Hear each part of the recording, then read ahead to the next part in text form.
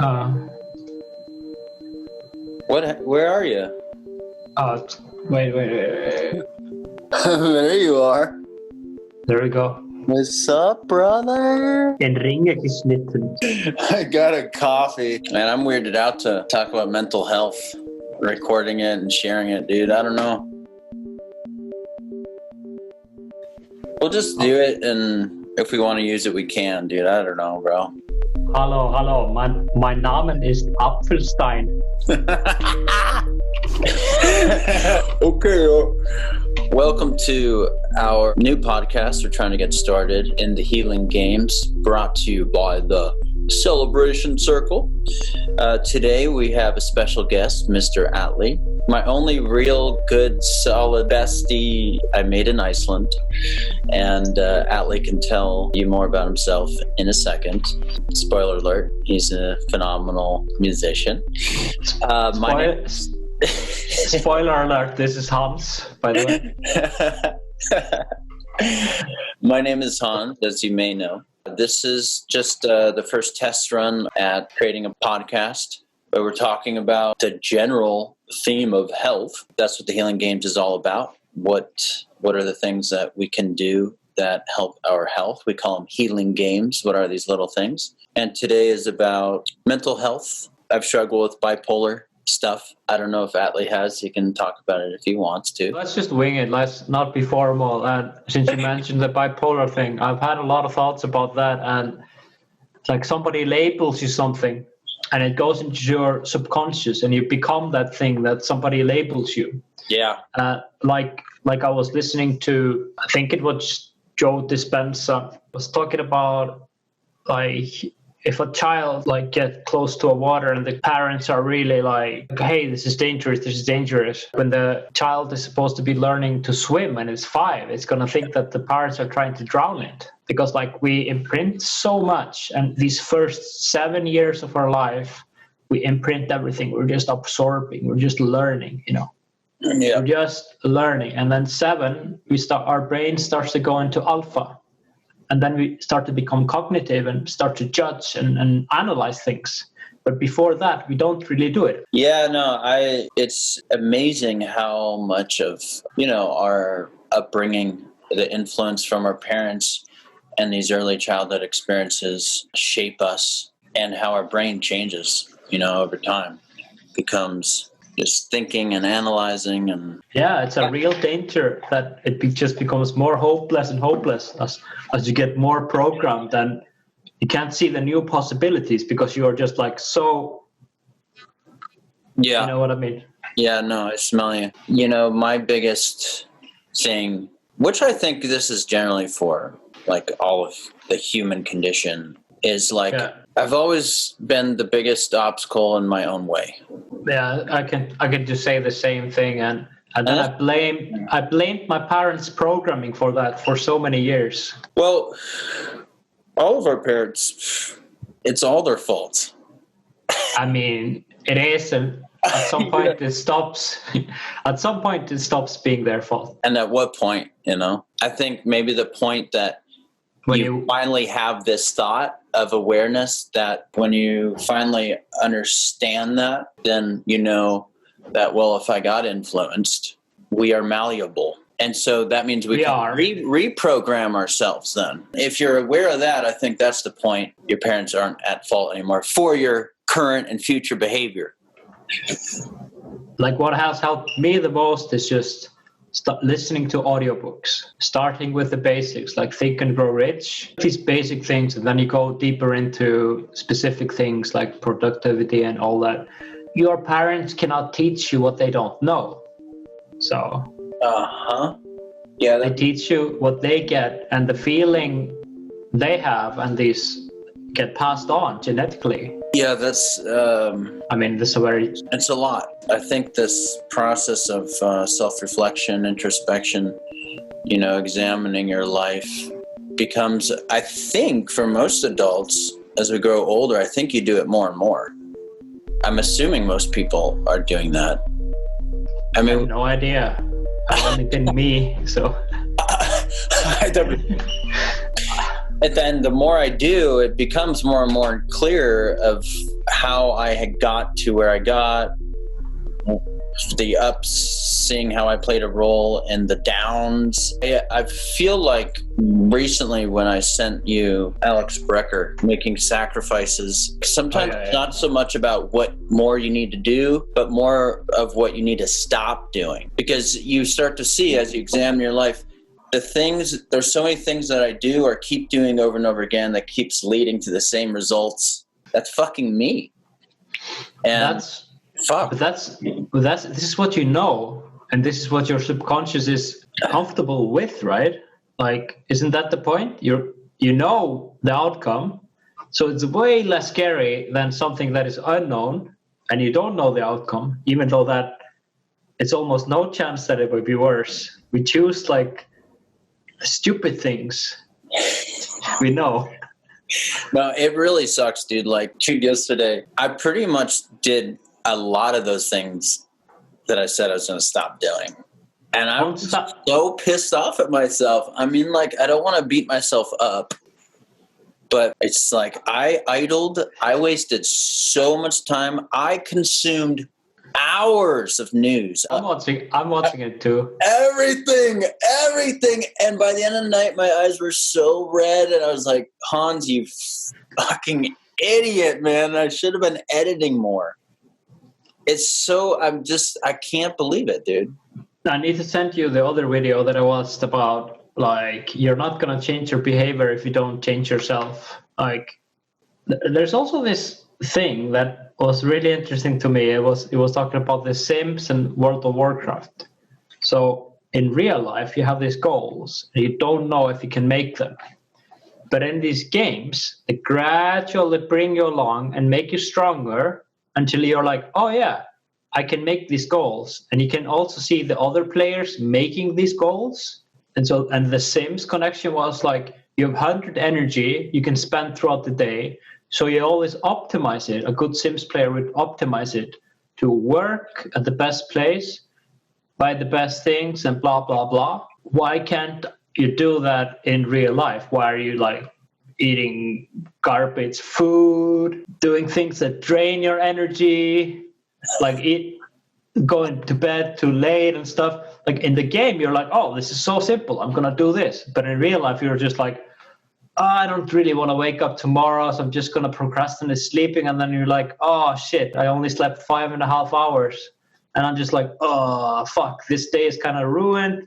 I have 60 of my 100 energy, and the best energy is gone. Maybe going from 60 to 30, doing some things, but nothing truly spectacular. Yeah, it's bizarre, right? I think video games might be an extension of the life of the person we want to be that we can't or have a hard time being in real life. We're always trying to close that gap. Who we want to be, that's so far from who we are. Things we want to do, but we don't. So you could just put that controller in your hand and experience all these results and successes played out in this fantasy. You know, it's meeting some need, this video game thing. We have like a couple of minutes left on the meeting. Should we just set up another one? Yeah, sure. Yeah. I put on my headphones for better effect. So I'm like you now. And I want to practice intro one more time. Let me ask you questions then first. Like, what's your name? What's your background? What's your number? I would like to get to know you. Well, hello, ladies and gentlemen. Welcome to the first test run of our podcast, How We Are Healing Ourselves. We are here with the one and only Mr. Atli from Iceland. Yeah, we're trying to conversate about topics important to us related to our health. Today, we're just getting into mental health, how it relates to our behaviors. Here you are. Talk about yourself, your favorite topic. I'm Atli. I'm a musician. I've been playing and singing since I was very young. Yeah, I've not always had the best self-belief. And that belief was taken from me when I was put into a mental hospital for 3 weeks when I was 20.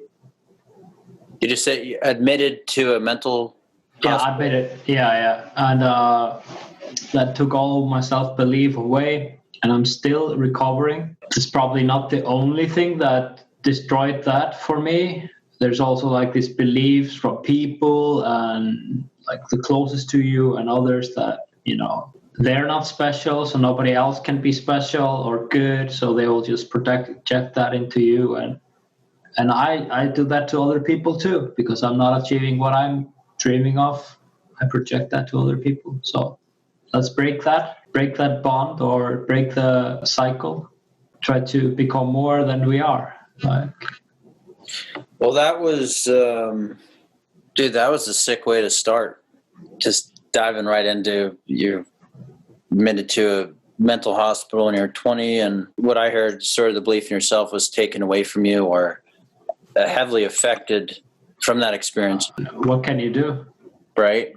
So let's go into that. You reminded me of myself when I heard you share that. I've dealt with mental illness my whole life. Mental illnesses, and my big ones have been depression. Doctors said I was in the bipolar spectrum, since I was 20. That's actually weird. It's around the same time that the doctors and people and everyone telling us there's something wrong with us. But fuck that, dude. I mean, that's another thing to get into. What was it like for you? Was it everyone was just telling you something was wrong with you? I mean, that's what they were telling me. I was experiencing a lot of energy and different energy and things I couldn't explain. I was talking openly about it, and I'll admit that I was wrong about some of these things. So that's when people are considered crazy, when they change and they express themselves and they tell like when people say they are hearing voices, for example, like the person hearing voices. And in my case, like I thought people could read my mind because I got so paranoid. But I've always been really sensitive, like in a spiritual way. And I could sense people very well. And when I went to Canary Islands when I was 20, I didn't sleep a lot. I don't have the greatest relationship with my father. He didn't know what he was doing. I had some, what I think was like miracle experience there. I was trying to talk about it. Like you go from Iceland, like a pitch dark December, you go to Grand Canary Islands to the sun, and then your issues with your father that you never really resolved, you're trying to do better, it just made everything worse. It was just like constantly, Atle, I'll give you the money, Board, if you admit something was wrong. And I was just like, fuck it, I'll just admit something was wrong, just like for some money. So like the thing that happens, like you're trying to find yourself, and when I'm back from the mental hospital, I'm so bitter, and I don't trust my parents because they put me like the maximum amount of time, 3 weeks, that is allowed for somebody to be without their own consent in a place like this. So my like what is the word? Self jurisdiction. When your freedom is taken away. Yeah. Prison? Jail? No, I'm looking for a word that is connected. That I'll Google it. I thought like I didn't know it would be this hard. I'm trying to explain it. Like it's a word that when you don't have jurisdiction of yourself, it's taken away, even though you're not a minor anymore. You get it? Freedom? No, it's not freedom. It's like the legal term of your ability to decide what you want to do in your life. Nulled. I'll find it later. Like I don't know. Get like kind of angry at myself for not being able to know this word. I think when people like us who've gone through a lot, I think we get good at getting mad at ourselves and being a critique of our others, because it was almost like our programming was society, our parents was critiquing us, telling us something was wrong with us, and I feel like that contributed to my voice. But the thing is, like, we're much better off because we had to go through this. And I can see my family members struggling with easy emotions. Like even my mom, who is like 67, and she struggles with not getting stressed and angry. She's like goes from like low alpha brainwave to like high beta brainwaves just in a matter of seconds. Like stresses out, lashes out, and like it's weird. I mean, I don't know if I should be talking about it, but yeah. My mom, and mom, if this ends up going in the video and you're watching this, no disrespect, but my mom has always gone, you know, there's a tendency from everything is fine, and then there's like a little hiccup or miscommunication, and it's like 0 to 100. Yeah. And I'm like, and I've noticed that I do similar behavior. I don't think all humans are like that. I know some people, like, no matter how many buttons you push, pretty much unemotional. I like when people confront it right away. It's like I had a drummer 3 years ago, and one of the guitarists was doing something that was annoying me. I was just like, oh, I'm not going to say anything. And he just said, don't do that. I'm like, oh, okay, that's my hero now. Like, don't do that, you know? So, I mean, here's what's interesting to me. When we met in Iceland, it was only because we got to know each other and hang out more and become friends did I even find out that you had struggles with anything related to mental health. I remember you were like, Hans, I'm surprised you told me. You're like, I saw you so doing, you know, well or something. And I remember you noticed like, oh, I'm noticing my own observation, how now I look at you differently, you know, now that I know you had bipolar. And it's, yeah, I remember that moment. Like, that was interesting, wasn't it? I think that's interesting. How people treat you differently. And I know I at least noticed it because like it was weird how your respect goes down for somebody when you know that they have some mental illnesses. I caught myself doing it, so I guess it's. And if we do it when we can relate to those who've gone through it, then that means someone who's never struggled with mental illness, they're way more judgmental, uphold that strong stigma. And that's another thing to dive into. But what's interesting that I wanted to notate and sort of commend you on is, unless we had found that out from each other, you came across like very composed, stable, sophisticated, articulate, emotionally intelligent, funny, like all this stuff. Like, I would have never thought you had struggled with that stuff before. So that leads me to this question that's interesting. And I guess the podcast, like, how are we healing ourselves? Like, how did you manage, or how do you manage to do so well? Like, did you heal those tendencies? Do you think you'll have them your whole life and it's a matter of managing? I want to ask you, and I want to go back to the, like, deeper into the subject instead of like talking about me in that way. It's not comfortable when somebody's giving you praises, right? Or praise. Isn't that interesting, all these things? But have you ever been on a first date? Like, a girl asked you on a date, like, what do you do for a living? And it's always just been like this, oh my God, here we go again. Like, not lately, but it has killed some dates, because then you tell, like, after meeting somebody for like 15 minutes and they ask this question a bit too early for you, and you just like lock up and you say like, I'm bipolar and blah, blah, blah. Could you just say, I'm a fucking pretty awesome musician. Like, I could send my SoundCloud to you if you want to check it out. Yeah, I mean, I'm not saying I couldn't do that, but I got so stuck in that. And then I forgot to ask back, what do you do? Maybe the girl just wanted to talk about herself in the end, you know, like you get stressed about these things, you know. I get stressed about that, so much stuff. I'm actually working on trying to be more concise with my responses and directly answering the question people ask, because it's really easy to just start unloading our whole life story. I used to do that. Oh, yeah. Kind of like what you're just talking about. Yeah. It It's annoyed. exactly what I'm talking about. It is like, but that's just the amygdala, the lizard brain kicking in. You get stressed and then you're just like, blah, blah, blah. That's probably why the entire world got stressed about coronavirus. Man, everyone jumped in.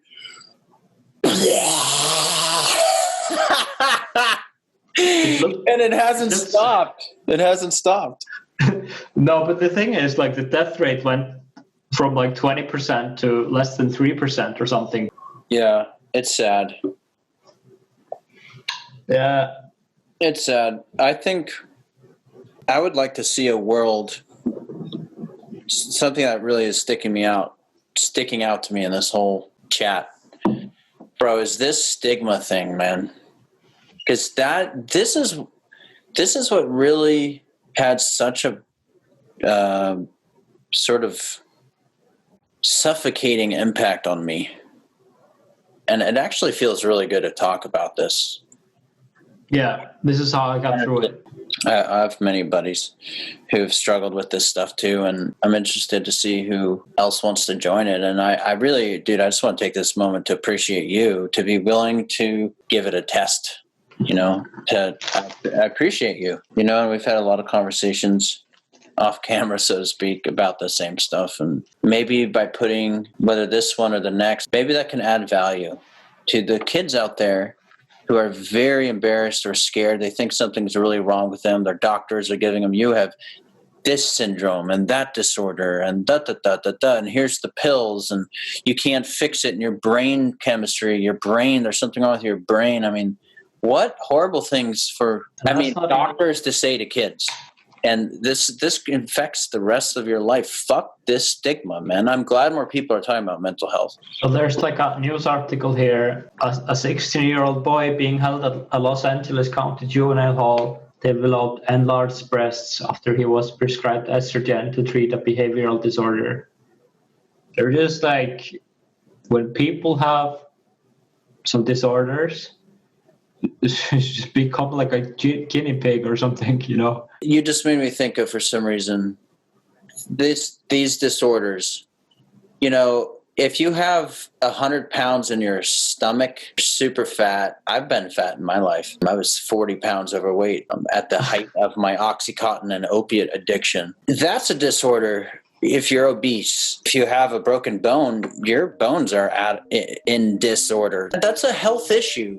But when there's the mental part, having a behavioral issue, or you can't get out of bed like I have in thousands of days of my life, and you don't want to live, that's a disorder.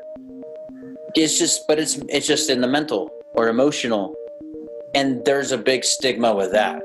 But you can have a broken bone, be obese. Like, what happened? I want to see a world where mental health is as normal to talk about and seen as part of the human condition as physical. It is. Like, I don't know how it is in the States, but like in Europe, it's very open in a lot of countries. There's this user-based helping experience that I went through from 2011 to 15. And that is such a brilliant idea, to have the users moderate, and then they are empowered, like, to help each other. And I think that's the best model, like a drug-free help too. Like psychiatrists, they learn to be doctors for 7 years, and then they learn to be psychiatrists for 7 more years, and they learn mostly which drugs you're supposed to get from what disorder. And these are the people we trust. I wonder who is paying for the books, who's making the education material. Is it like Big Pharma? Like, it doesn't make any sense because it's not sustainable and it doesn't fix the source problem. It attacks the symptoms and creates different problems. Correct. That's what it does. Correct, sir. I luckily always had a really big stigma against drugs in general, and then also medical drugs like they tried to give me. And I was in the mental hospital. They gave me something called C-Prex up. As after I had was so angry after a week because they were keeping me there. Jeez, man. I felt like a zombie. You mean after taking that stuff? Yeah, you took it before you slept. You woke up and you're just like, yep. It felt like I've been smoking weed in the way that, yep, I don't want to move my arms. I don't want to move my legs. I'm just like a tranquilizer. Yeah, it's like a tranquilizer. And now they also put me on lithium carbonate. Yep. Which is toxic for your body in long term. So what I discovered in 2016 that was great for me was lithium orotate. It's just a supplement. You don't need a doctor. You just take 5 milligrams or 10 milligrams per day. I mean, I'm not going to advise it to people with serious mental disorders like that are taking lithium carbonate and staying stable, because I don't want to be responsible for people going off the rails, But yeah, for me, it was enough to stabilize myself enough so I could deal with issues. So the problem is when you are bipolar, you're too low, you're too high, and you're sometimes in between. So you need 3 sets of rules and a way, 3 ways to live, and you need to know where you are each time so you can apply these kind of techniques. Like when you're high, try as much as you can to sleep enough, and when you're in mania, sleep enough, slow yourself down. Okay, so when we're low, try as much as you go out, get into the sun, all that kind of thing, if you can. The depressed bottom part. Yeah, but the cycle. It's not only about that.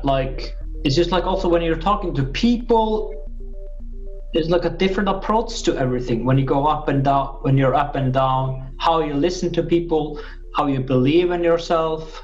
So it really made my life much more stable. Dude, you're really brilliant. I have never heard anybody say that. That was very interesting. So you're talking about having this, say you're struggling with bipolar. You, in your experience, you've had the awareness of when you are in what stage, mania, high or low, and knowing how to optimize your behavior or what you do or what you can best do in that stage and apply it. So you're almost like self-regulating, or I just wonder if that puts you in a stress situation in a long term to have to able to do that. But I don't know. I don't have enough information. But I can also tell you that I have a great memory, that I've always been I have different passwords for all these kind of things. And I remember when I was in the mental hospital, these feelings, these images, and I can tell you a funny story if you want. Yeah. There's this guy, I think about a week in, there's a new guy who came in around 20, the same age as me there. And he tells me that he's the angel of truth. And I'm like, what does it mean? Do you always tell the truth? You should see the look on his face. He was he couldn't say anything. It was just and he was just stumped. So this guy tells you he's the angel of truth, and you say, what? Do you always tell the truth? What does it mean? So that's the thing also with mania. You don't think things through. You're just with mania. Yeah. The logical part kind of goes away. And the thing is with that, and I just realized it's because I've always analyzed these thoughts and everything, and you have such low self-esteem when you're down that when you go up, you're so relieved. When somebody tells you anything that might bring you down, you ignore it, even if it's complete common sense. And then you start to and what the delusional part of it, or the schizophrenic state in my case, was you just stop listening to anything that is logical because it makes you feel bad. And then your body just helps you kind of avoid that. And you just become ridiculous in your brain. And you build, if this is a pyramid of what is real and what is not, somewhere here is some lies you told yourself. And you build everything up, and then it just collapses, crumbles. Right? And You know what I mean? Yeah, no, I feel you.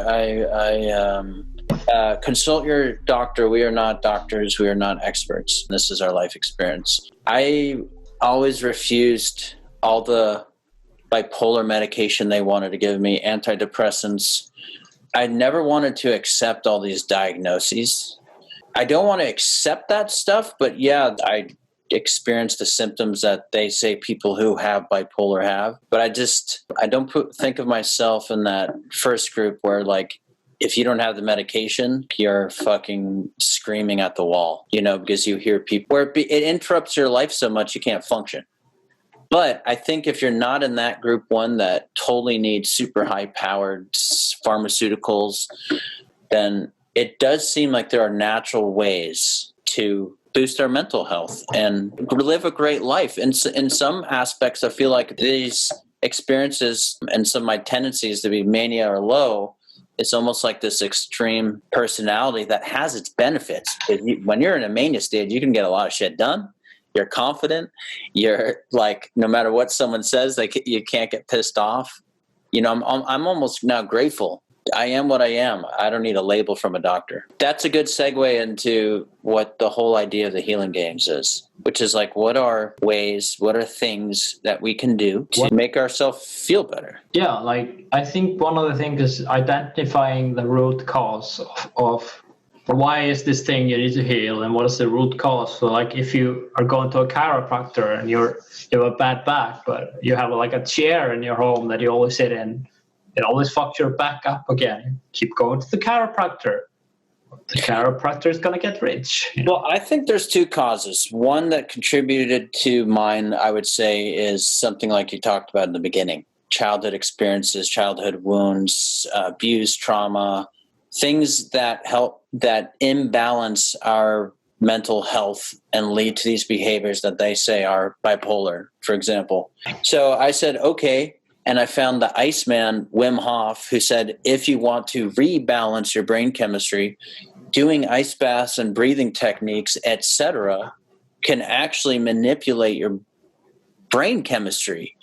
And I experienced, when I started ice baths and other things, we call them healing games, all these little natural remedies, I haven't had a deep nosedive in suicidal depression, despair, super low on my bipolar wave since I began doing that. And it's been about a year, over a year. That's fucking interesting. That's interesting. If I had started taking the lithium and antidepressants that they prescribed me the last suicidal event a year ago when I was at my last low, who knows where I'd be today if I got on all those pills. But I chose the natural route instead. I think you would be content to be unhappy and unfulfilled. I think if you take these drugs and you learn to be content to be unhappy. Being content about being. Yeah. Content, ooh, yeah. What a powerful sentence you just said, dude. So like what I've been listening to, this is not coming from me, but if your house is on fire and you don't feel it, you will burn in the house with the house. So it's good that you feel pain, because then you know that you have to change something.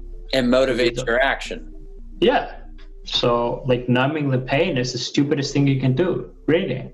And that ties into you saying that stuff made you feel like a zombie. I mean, we were driving half an hour from Seyðisfjörður to Egilsstaðir in the East Shorts, and I couldn't stay awake back or forth. And then I decided, I don't want to live like this. And my parents supported me in going down from that. And we talked to the psychiatrist, and he said, it's not good to go cold turkey. So just take half a pill less each day until you're off it.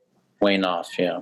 And here's the thing. It took me 14 years. I finished school, had some jobs. I mean, I had the jobs, and I struggled with it all. I think if I had lithium carbonate, I could have been like, oh yeah, now I'm fit to do this job, because my brain chemistry and my activity is so different that I can function in a job instead of being so dysfunctional. mind is way too active to be like working 10 hours a day doing like a service job or something like that. And then if the more you take it, the more dependent on it you become the rest of your life. I don't know about it, but I think you get chemically dependent on lithium carbonate, and you can also wreck your spine, like your energy system. I recognized when I was on opiates for about 5 years that it was just going to kill me if I didn't get off, because I'd become so chemically dependent. The other camp calls that addiction. Same thing, basically, in a way. Yeah, man. That's interesting you say that, because like chemically dependence and addiction can be two different things, or probably more. But like if you feel really shitty, you can get addicted to alcohol because the alcohol makes you feel better, but you're not addicted to the alcohol like you would be addicted to nicotine. Like your body just needs nicotine, like just no matter in what form it is. But I'm hitting this e-cig every couple minutes. I'm totally addicted to this. It's totally pathetic. I'm so much healthy in other ways. I feel like the reasons I do cleanses and juicing and ice baths and core and like I'm playing healing games all the time. I just see the earth, my life existence. I'm in the healing games arena. I'm so sad. My gluteus maximus is just disappearing every day. You know, I sit on my ass doing nothing. You need to work out that butt, dude. Yeah. That sounds so odd. So yeah, this has been the first podcast of the Healing Games. Yep. And if you like this content and you're watching on YouTube, you can like and subscribe. Atlee was with me when I was putting the Patreon into action, the Celebration Circle. Because of Atlee, we had a GoPro that we took footage at the farm in northern Iceland, swimming in the glacial river. Atlee was the first patron when there was no content. It was just a shell, and a big supporter. I see you as a leader in our community that we're building right now. Sean. Dude, Sean's really getting into the healing games. He's starting to come up with his own. He just sent me a video this morning. He drove up onto the sand with his car right in front of the ocean. Just him being like in the nature, around the water, the sea, starting his morning there, doing some work. He felt like, man, this is like a healing game. And I'm really into nature. Dude, nature walks, being around the trees, the water. It probably grounded him because like being in nature, it's good for your root chakra, which is, if it's in balance. It balances your energies, right? So yeah, this is just the first podcast. Thank you for listening. Thank you, Atlee. Keep healing so you can keep celebrating out there, y'all. Yeah. Go ahead and you can end yourself first, and then I'll end it out. That sounds so wrong. I'm not gonna end myself. I just can't get anything right. That's what all my ex-wives said. All right, I'll see you on the Instagram video. That was fun, man. I thought this was good. Yeah, I'm gonna call you on Instagram, okay? Okay, sounds good. Go over, yeah.